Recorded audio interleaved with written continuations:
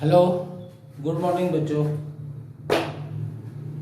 बेटा आज हमारा थर्ड लेक्चर है मेजरमेंट्स और यूनिट्स वाले चैप्टर का, जिसमें हमने पिछले चैप्टर में प्लेन एंगल कंप्लीटली डिफाइन कर लिया था। प्लेन एंगल, इसके फॉर्मूले, 1 रेडियन इसकी यूनिट की डेफिनेशन, और ये कि भी plane angle is a 2 dimensional phenomena. 2 dimension मतलब this will be in a plane theta L by R। ये बेटा आपने छोटी क्लासेस में भी किया हुआ था, पर ये टॉपिक आपके लिए बिल्कुल न्यू है। सॉलिड एंगल, पहली बार इस सॉलिड एंगल को डिनोट करेंगे ओमेगा से। W है ये, पर ग्रीक लैंग्वेज, ग्रीक अल्फाबेट है, इससे ओमेगा बोलते हैं। मतलब omega is the symbol of solid angle, just like theta is the symbol of plane angle. Now definition of solid angle. Solid angle is the angle, बेटा अच्छी तरह copy pen लेके साथ साथ आराम से लर्न हो जाएगा। Solid angle is the angle subtended, वही वर्ड जो कल किया था, सबटेंडेड बाई सम एरिया, उसमें आर्क थी बेटा, इसमें area. Solid angle is the angle subtended by some area at the centre of a sphere, at the center of a sphere। हमने प्लेन एंगल की 2 डेफिनेशन की थी। Angle between 2 inclined lines, angle subtended by some arc, by an arc at the center of a circle। But solid angle denoted by omega is the angle subtended by some area at the center of a sphere। इसको जब आप बनाओगे copy में, तो एक तो बेटा ऐसे, ये स्फीयर लिया, स्फीयर बनेगा ऐसे सर्कल लेके, और ये ऐसे कर दिया। भाई 3 डायमेंशन पिक्चर है और हमें बोर्ड पे बनानी है, तो ये स्फीयर हो गया जिसका रेडियस R है। इस स्फीयर का हमने यहां पे कुछ एरिया ले लिया, और उस एरिया की हर एक लाइन बाउंड्री को धागों से मिला दिया, तो ये जो एंगल बना उन सब धागों के बीच में, that will B omega, and formula of omega will be S by R square। formula of omega will be S by R square। ये भी एरिया, S एरिया, कुछ books A by R square लिख देती है बेटा, nothing doesn't matter, area by R square, where area is this area which is considered by us, and this area subtend an solid angle omega at the center of a sphere। formula A by R square और S by R square। अब आपको main stress अपने दिमाग में ये चीज रखनी है कि भाई ये सॉलिड एंगल है क्या चीज। बेटा अगर मैं ऐसे कोई रिंग लेके, ये रिंग ले लिया, इस रिंग के साथ हजारों धागे बांध के उन्हें यहां पकड़ लो, एक धागा नहीं बहुत सारे धागे बांध के, तो उन धागों के बीच में जो एंगल है that will be solid angle. एक बार और देखो, जैसे ये हमने बेटा ये शेप किसकी होती है, जैसे मैंने ये शेप बनाई, ये किसकी शेप है, बहुत सारी चीजों की। This is the shape of joker cap, joker cap. This is the shape of cone, ice cream का जो कोन होता है जिसमें आप आइसक्रीम भर के खाते हो। This is the head of a, मतलब टॉप ऑफ ए टेम्पल, ये टेम्पल है, इसकी top. This is also the shape of parachute, जिसमें वो पैराशूट ऊपर खुलता है, यहां पे पैराशूटर होता है। एक चीज नहीं, आप अलग अलग तरीके से, ये जोकर कैप है, कोन है, पैराशूट की शेप भी ऐसे ही है, मंदिर की चोटी भी ऐसे ही होती है। इसमें बेटा ये जो धागे हैं, ये जो है ना, ये बाउंड्री, इन्हें धागे मानो ऐसे बहुत सारे, और इनके अंदर ये जो एंगल बना, ये एंगल इन सब के बीच में, जिसमें से मैं ऐसे हाथ घुमा रहा हूं, ये total angle will be named as solid angle. एक बार और सुनो भाई, कोई भी, जैसे मैं ये एक स्फीयर ले लिया मैंने, ऐसे एक स्फीयर, उस स्फीयर का ये छोटा सा पोर्शन ले लिया, इस पोर्शन को यहां से ऐसे धागे बांध के सेंटर पे पकड़ लिया, तो उन सब धागों के बीच में जो एंगल बनता है that is solid angle. Solid angle का formula S by R square, S by R square से omega must be a number, क्योंकि S मीटर स्क्वेयर में, R भी मीटर स्क्वेयर में, इसका मतलब इसकी यूनिट नहीं होनी चाहिए, पर हमने इसकी भी यूनिट ली है, कल अच्छी तरह बताया था, इसलिए इस सॉलिड एंगल को भी हम सप्लीमेंट्री क्वांटिटी बोलेंगे। And this solid angle SI unit, SI unit of this solid angle will be स्टीरेडियन, SI unit will be स्टीरेडियन। मेरे ख्याल से आपको ये बात तो क्लियर हो गई ना बेटा कि सॉलिड एंगल है क्या, कि भाई जैसे ये कोण, ये सिरा है, सेंटर है, सेंटर, यहां से ये सारे की सारी लाइनें, ये जितनी लाइनें हैं इंफिनिटी, ये जो ये टोटल एंगल बनाती है that total angle will be solid angle. इस सॉलिड एंगल की यूनिट स्टीरेडियन। अब ट्राई करो, how much angle will be 1 steradian. एक बार मैं आपको रिवाइज करवा देता हूं पिछली बार। How much angle will be 1 radian.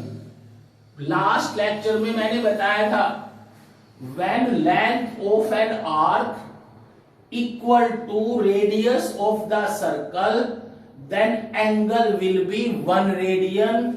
Similarly in this case 1 steradian, 1 steradian, बेटा कॉपी में अच्छी तरह 1 steradian is the angle subtended at the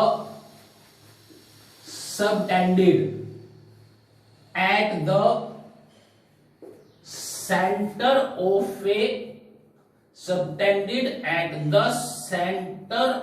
a sphere by कौन बनाएगा? some angle by some, sorry बेटा एंगल बोल दिया मैंने, by some area which is equal to, by some area which is equal to, कौन सा area? which is equal to square of the radius, which is equal to square of the radius of a sphere, which is equal to square of the radius of a sphere, sorry of that sphere, जिस sphere के centre पे जो 1 radian angle बनता है, sorry 1 स्टीरेडियन solid angle बनता है, वो area 1 स्टीरेडियन बनाएगा जिस एरिया की वैल्यू उस स्फीयर के रेडियस के स्क्वायर के इक्वल होगी। बहुत हो गया बेटा। आपको याद करना सॉलिड एंगल की डेफिनेशन, फिर आपको याद करना सॉलिड एंगल बनेगा कहां? स्फीयर के सेंटर पे, या कोन, टेम्पल, पैराशूट, जोकर कैप के टॉप में जो एंगल बनता है दैट इज सॉलिड एंगल। उसकी यूनिट स्टीरेडियन, 1 स्टीरेडियन हाउ मच, 2 बार मैं रिपीट करवा चुका आपको। अब second, how much solid angle,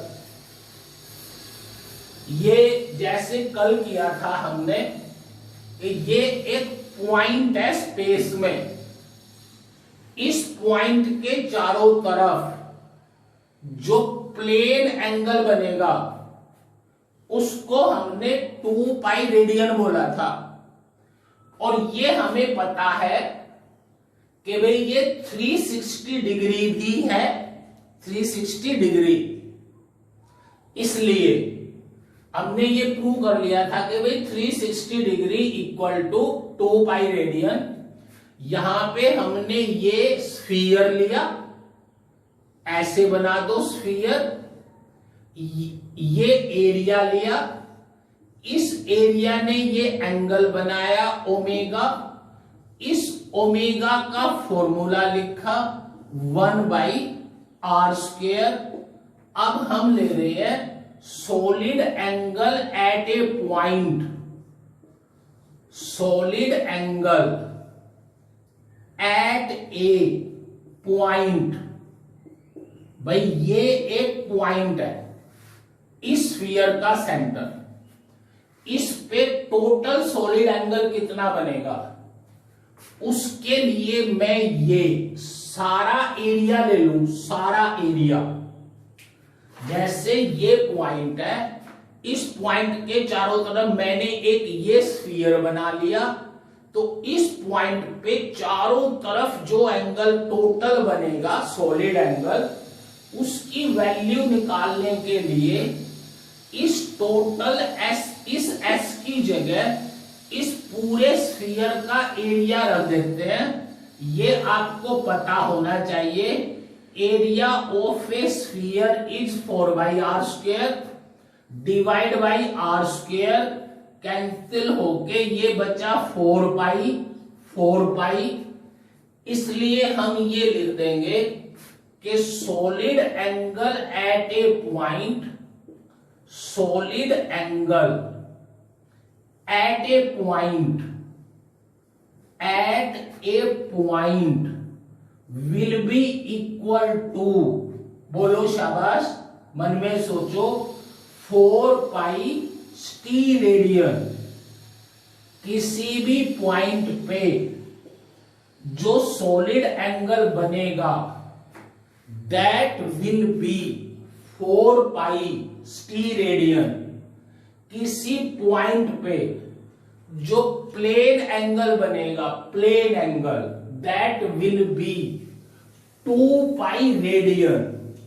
अब ये चीजें बेटा बताने की तो है नहीं क्लास में कि भाई, क्योंकि ज्यादातर को अपने आप समझ आनी चाहिए, पर फिर भी जैसे एक पॉइंट पे कुछ बच्चे कंफ्यूज रहते हैं, एक पॉइंट पे at a point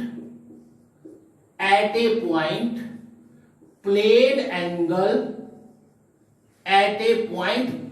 angle equal to 2 pi radian. Plane angle is equal to 2 pi radian at a point solid angle equal to 4 pi T radian. ये मैं बताता ना, पर कई बार जब बच्चे क्लास होती है ना फेस टू फेस, उसमें कुछ बच्चे ये प्रॉब्लम क्रिएट कर देते हैं, इसलिए एक्सप्लेन कर रहा हूं मैं कि ये सॉलिड एंगल इस प्लेन एंगल से डबल है, ये 2 पाई है, ये 4 पाई है। बस आपको ऐसा नहीं सोचना कि भाई ये डबल है ना, अरे ये अलग है, ये प्लेन एंगल है, ये अलग फिजिकल क्वांटिटी है, ये 2 पाई टी रेडियन है, ये डिफरेंट फिजिकल क्वांटिटी है। तो हम ये थोड़ी कह सकते हैं कि भाई solid angle equal to 2 into plane angle, ना बेटा, क्योंकि इस बात का कोई तुक नहीं है कि कोई ये कहे कि भाई 5 मीटर पर सेकेंड इक्वल टू 10 न्यूटन, कि भाई ये फोर्स इससे डबल है, कोई तुक नहीं बनता। इसलिए आपको ये नहीं सोचना कि भाई ये प्लेन एंगल से डबल हो गया सॉलिड एंगल। बेटा दोनों चीजें डिफरेंट है, प्लेन एंगल अलग है, सॉलिड एंगल अलग है। हाँ, ये दोनों फिजिकल क्वांटिटी, सप्लीमेंट्री क्वांटिटी है, जो मैंने कल आपको एक्सप्लेन की थी। अब एक अपनी बुक में ये नोट डाल लो, नोट क्या कि give the value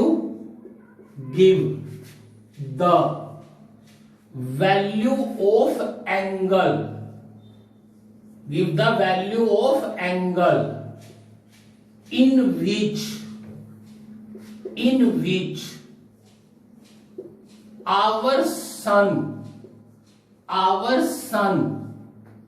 emits radiation,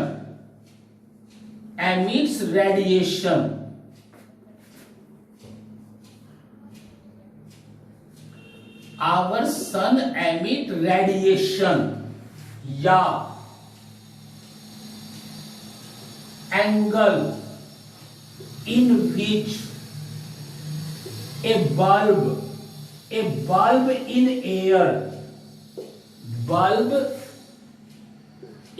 air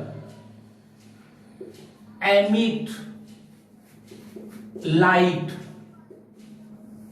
bulb in air emit light। बेटा रेडिएशन मतलब जो सन एनर्जी एमिट करता है, that is in the form of radiation.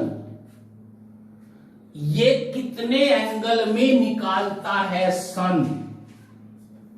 देखो एक बार बाय चांस मेरे पास ये रखा है, इस बल्ब को हम ऐसे लेके ऑन कर दें ये बल्ब चारों तरफ रेडिएशन निकालेगा, ऐसे भी ऐसे भी ऐसे भी। ऐसे सन अपने चारों तरफ रेडिएशन निकालता है। उस एंगल को 4 पाई स्टीरेडियन बोलेंगे।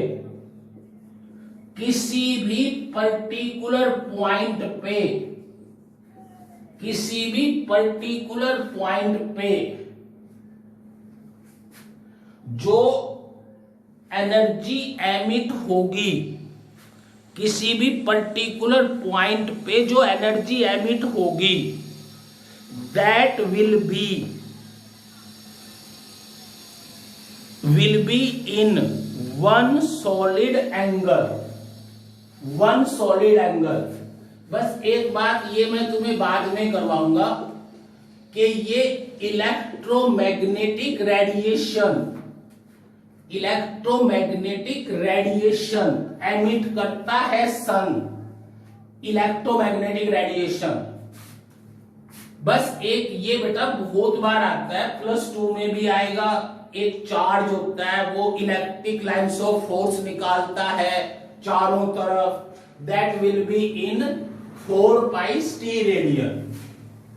अब मैंने आपको ये जो सप्लीमेंट्री क्वांटिटीज हैं, सप्लीमेंट्री क्वांटिटीज, ये दोनों की दोनों अच्छी तरह एक्सप्लेन कर दी।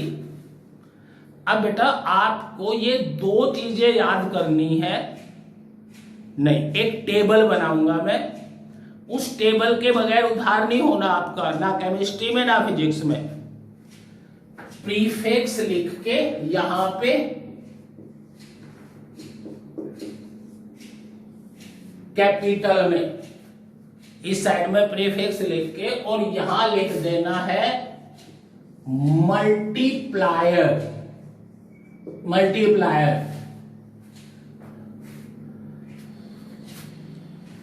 मल्टीप्लायर। और इस साइड में प्रीफिक्स सबसे पहले 1 योक्टो,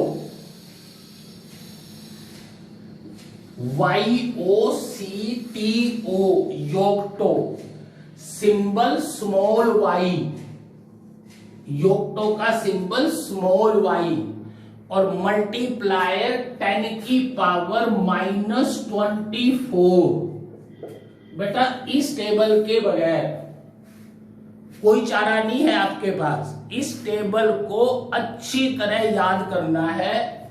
सेकंड नंबर पे Zepto, Zepto, Z, small Z, 10 की पावर -21। मतलब एक ध्यान रखना, जब 10 की पावर माइनस हो तो सिंबल स्मॉल लेते हैं। जेप्टो का symbol small Z. Third auto, ATTO, symbol छोटा लेना है। अरे नेगेटिव साइन में सिंबल छोटा आएगा।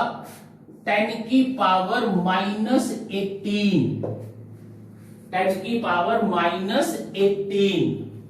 थर्ड, फोर्थ बेटा, fourth femto, femto, symbol F, multiplier 10 की पावर -15। कोई चारा नहीं कि भाई मैं आपको ये कहूं कि भाई ये -15 क्यों है या ये क्यों है, कोई चारा नहीं। Pico, PICO, symbol small p, small p, -12। Yocto -24, zepto -21, atto 10 की पावर -18, फेम्टो -15, पीको -12। देन बेटा ये तो ना लिखो ना अब दोबारा, इस साइड में ये आते जाएंगे, उस साइड में मल्टीप्लायर, फिफ्थ के बाद sixth nano, NaNO nano, small n 10 की पावर -9, नैनो मीन्स 10 की पावर -9 स्मॉल, नैनो के बाद माइक्रो 7 पॉइंट पे, कॉपी पे लिखना, मैं यहां थोड़ा ये टेबल एक नहीं बना पा रहा, रब करना पड़ रहा है मुझे, पर कॉपी पे एक ही पेज पे लिख के याद कर लेना, micro.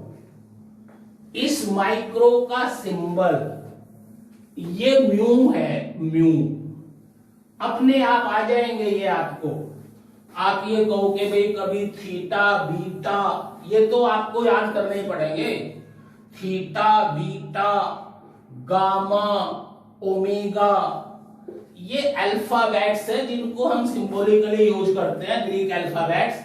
Micro means mu, uni mu, 10 raise to power -6, micro means mu 10 की पावर -6, देन मिली, बेटा मिली। अब यहां पे आओ, यहां से वो चीजें शुरू हो रही हैं जो आपने छोटी क्लासेस में की हैं, मिली m 10 की पावर -3, 8 9 सेंटी, सी 10 की पावर -2 सेंटी, मिली सेंटी। उसके बाद क्या था, ध्यान करो,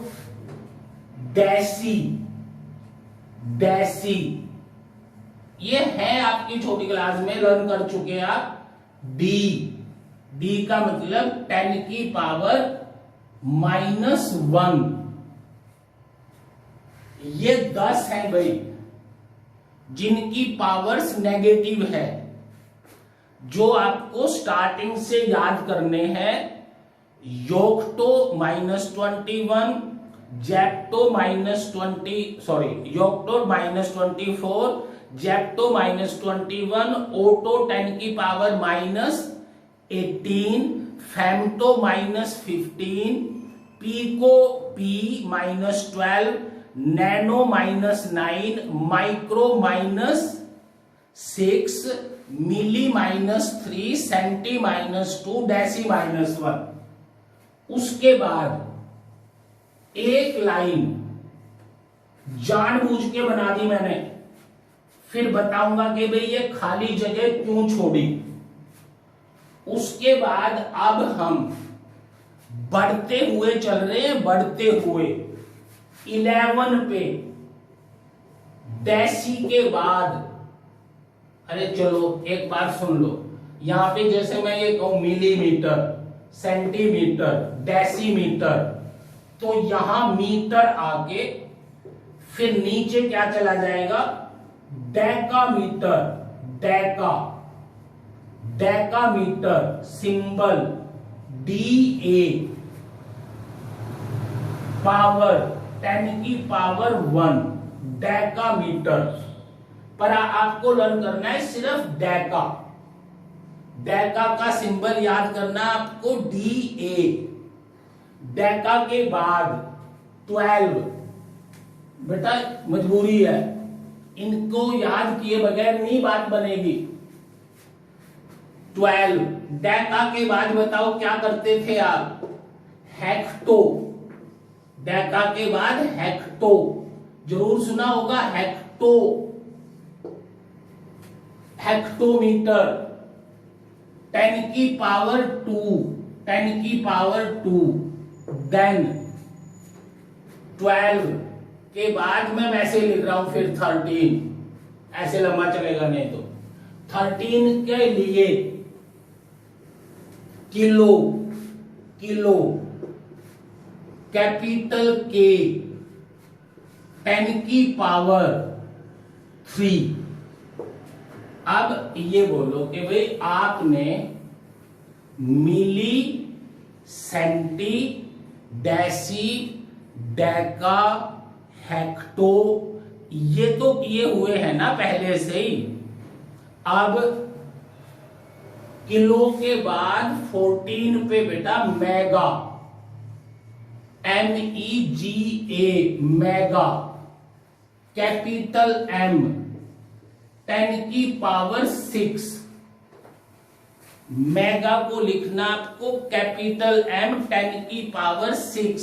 then giga, giga capital G, giga means capital G।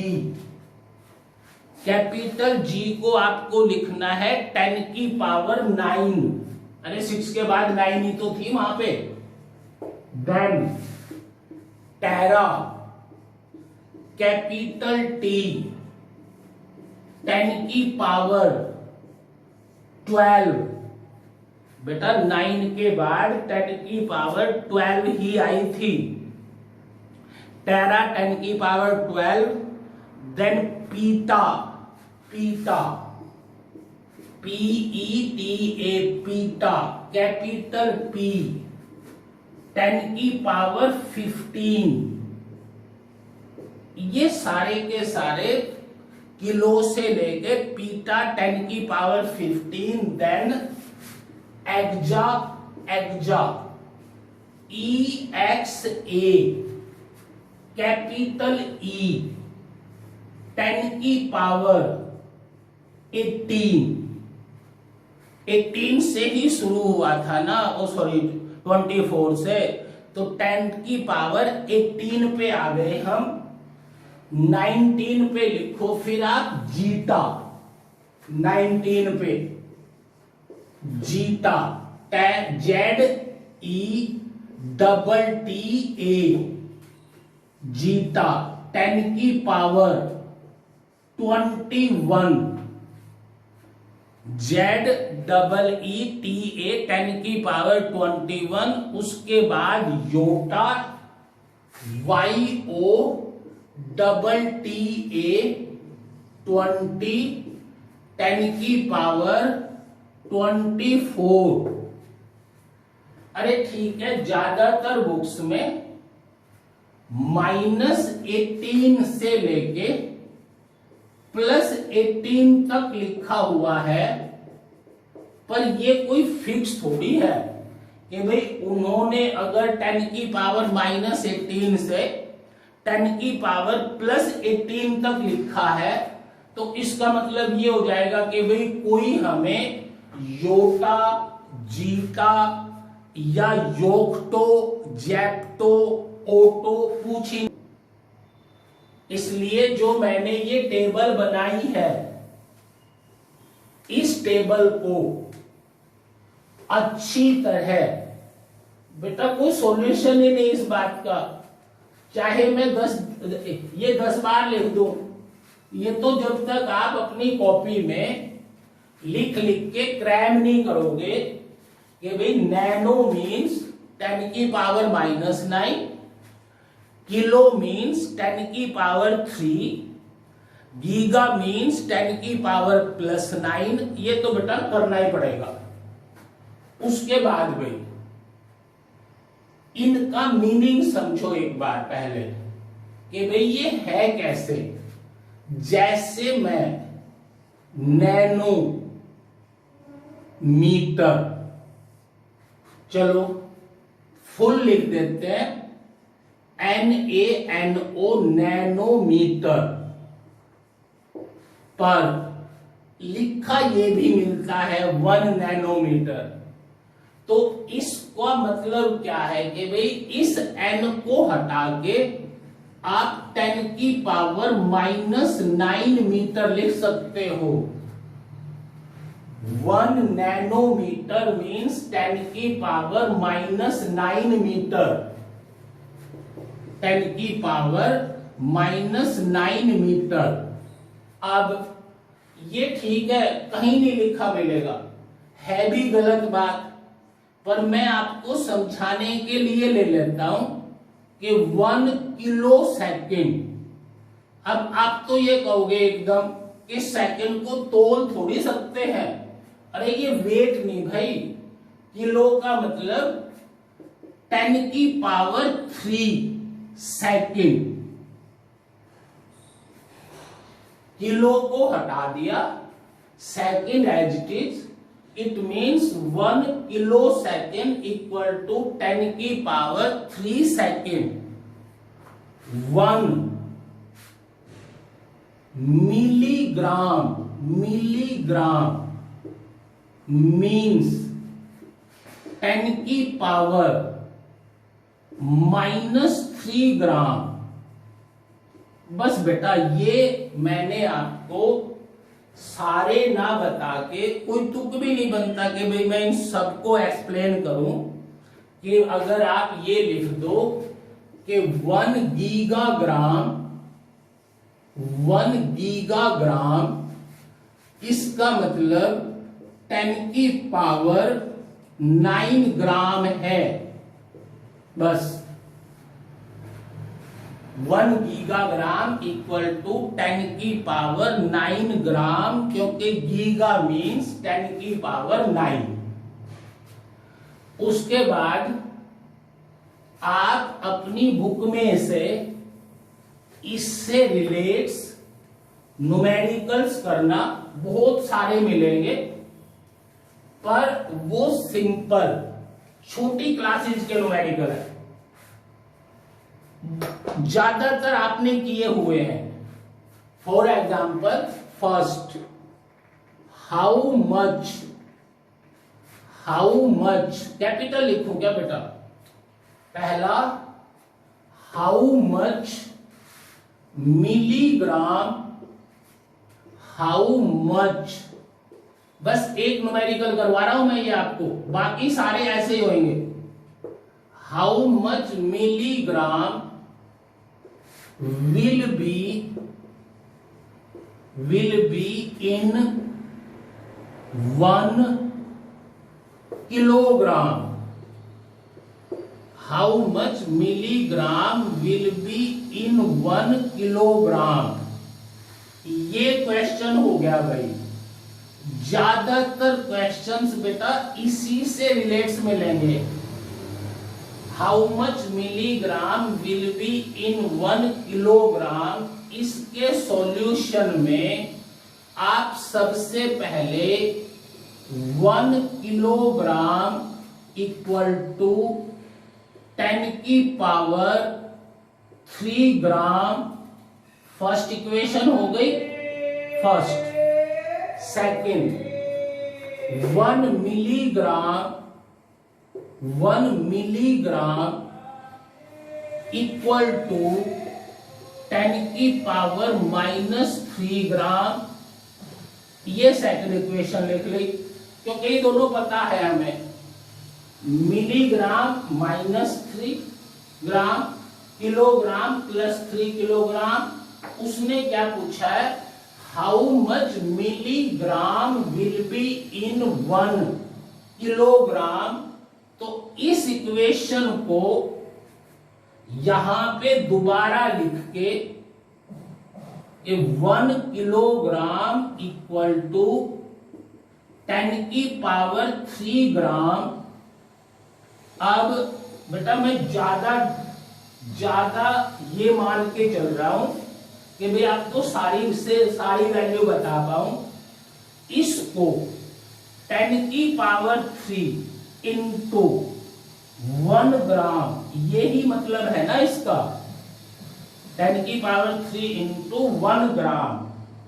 अब आप इस सेकंड इक्वेशन से ये यहां पे 1 ग्राम किसके बराबर हुआ? ये 10 की पावर 3 इधर आके 10 की पावर +3 बन जाएगा। इसलिए हम इस 1 ग्राम की जगह यहां से 10 की पावर 3 मिलीग्राम लिख देंगे। 10 की पावर 3 मिलीग्राम, और हमारा इस क्वेश्चन का आंसर हो गया 10 की पावर 6 मिलीग्राम।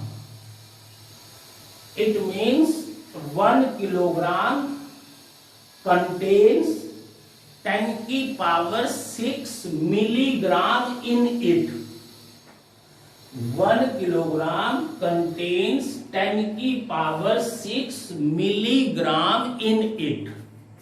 अब इसका रिवर्स, हाउ मच किलोग्राम, बस बेटा ये 2 क्वेश्चन करवा रहा हूं मैं। How much kilogram will be in 1 milligram, will be in 1 milligram. देख कर तो ऐसे भी सकते हो, और फिर लास्ट में यहां से 1 मिलीग्राम इक्वल टू 10 की पावर -6 किलोग्राम। बात तो ऐसे भी बन जाएगी भाई, हमें सॉरी बेटा, मिलीग्राम और किलोग्राम में रिलेशन निकालना है।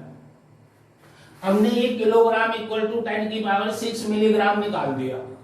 यहां से 1 मिलीग्राम लेके इस 6 को इधर ले आए, 10 की पावर -6 किलोग्राम हो गया।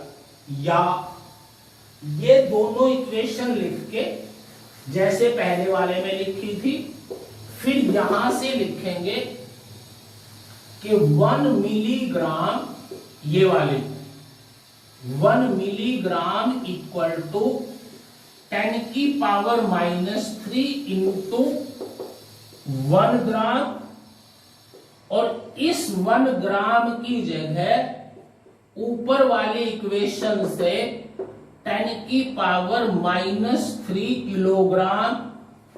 बेटा ये कुछ बच्चे ये कह सकते हैं कि ये तो हमें पता है, कोई बात नहीं, एक बार रिवाइज कर लेना।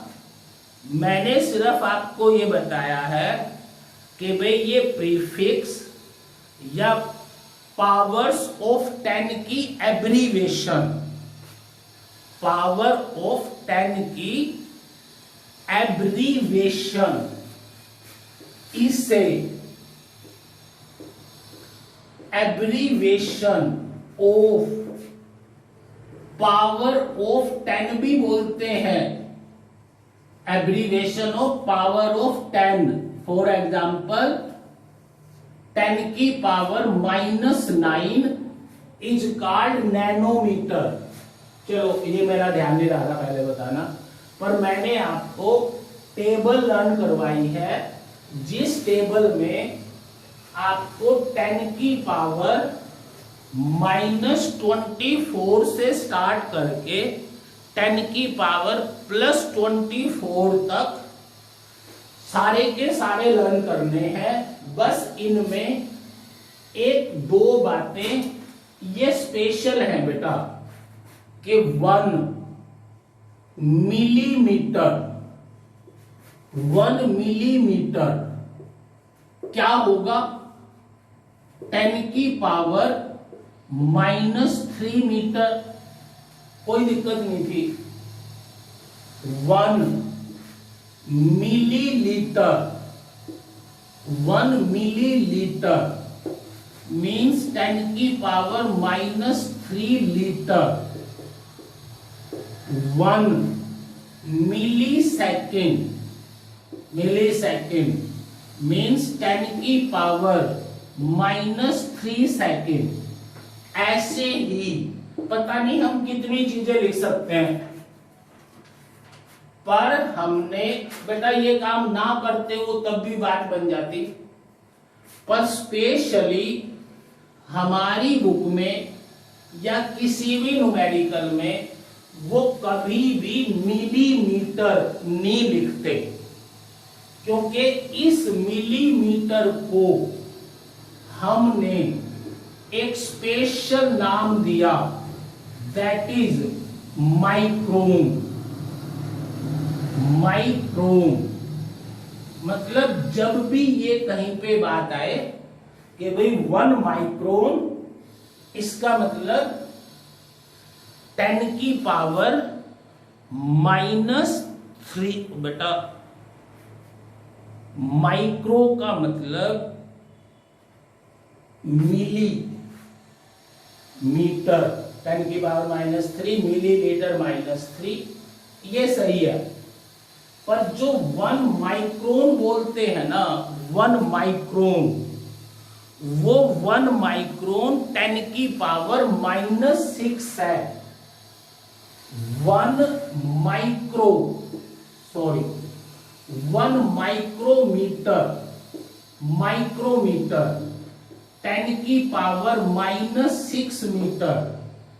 कहीं पे भी आपको ये 1 माइक्रोमीटर लिखा नहीं मिलता। इस 1 माइक्रोमीटर को हमने 1 माइक्रोन ले लिया, मतलब जहां पे माइक्रोन आ गया इसका मतलब लंबाई के साथ माइक्रोन आ गया, लंबाई के साथ माइक्रो जुड़ा हुआ है। मिली का कोई स्पेशल नाम नहीं है, माइक्रोमीटर का स्पेशल नाम है, और एक स्पेशल नाम है जैसे 1 फेम्टो, 1 फेम्टो मीटर, 1 फेम्टोमीटर 10 की पावर -15 मीटर। ये कहीं भी नहीं लिखा मिलेगा आपको। फेम्टो सेकंड मिलेगा, फेम्टो मीन्स -15, फेम्टो लीटर मिलेगा -15, पर इस फेम्टोमीटर को हम स्पेशल नाम दे देते हैं 1 फर्मी, 1 फर्मी। बेटा ये बातें बुक वाला क्यों लिखेगा, वो तो कहीं भी न्यूमेरिकल में ये चीज अप्लाई कर देगा कि भाई 1 फर्मी मीन्स 1 फेम्टोमीटर -10 की पावर -15, 1 माइक्रोमीटर 10 की power -6 metre, and this micrometer is named as 1 micron, 1 micron। अब आज हम जो फंडामेंटल क्वांटिटी है, लेंथ, मीटर, टाइम, उनकी यूनिट्स, वो बेटा उनका टाइम नहीं होगा, लेक्चर जब जाना बड़ा हो जाएगा। बस आपको ये 3 चीजें और लर्न करनी है। फर्स्ट 1 लीटर,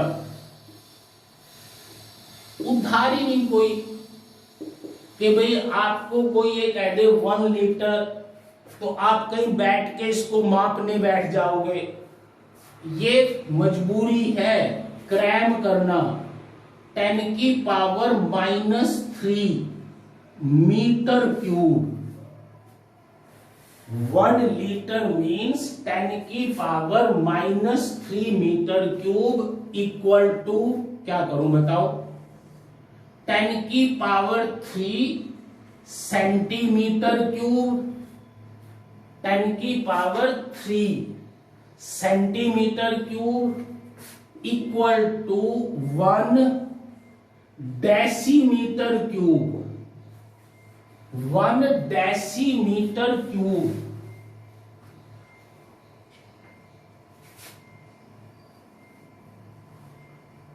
बस इससे ज्यादा नहीं।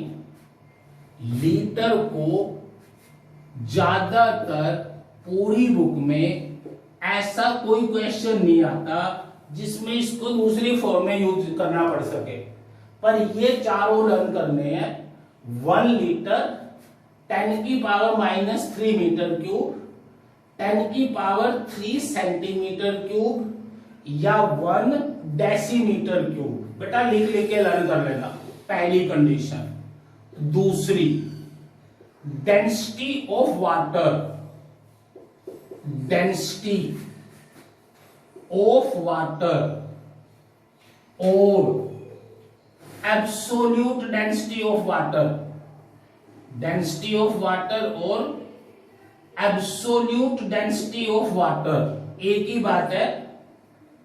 लर्न करना है 10 की power 3 kilogram per metre cube या 1 ग्राम पर सेंटीमीटर क्यूब। ये मैं बाद में करवाऊंगा तुम्हें कि भाई ये किलोग्राम इसमें कैसे कन्वर्ट हो गया। अभी तो आपको ये दो चीजें आज के लिए बस इतना ही। एक तो ये लर्न करना कि density of water 10⁻³ kilogram per metre cube SI unit, 1 gram per centimetre cube CGS unit, 1 litre unit of volume 10⁻³ metre cube, 10⁻³ centimetre cube और 1 decimetre cube. I hope you will able to catch all the topics which I explained today. If you have any problem, you can contact me on my personal phone number which is given in description. Thanks.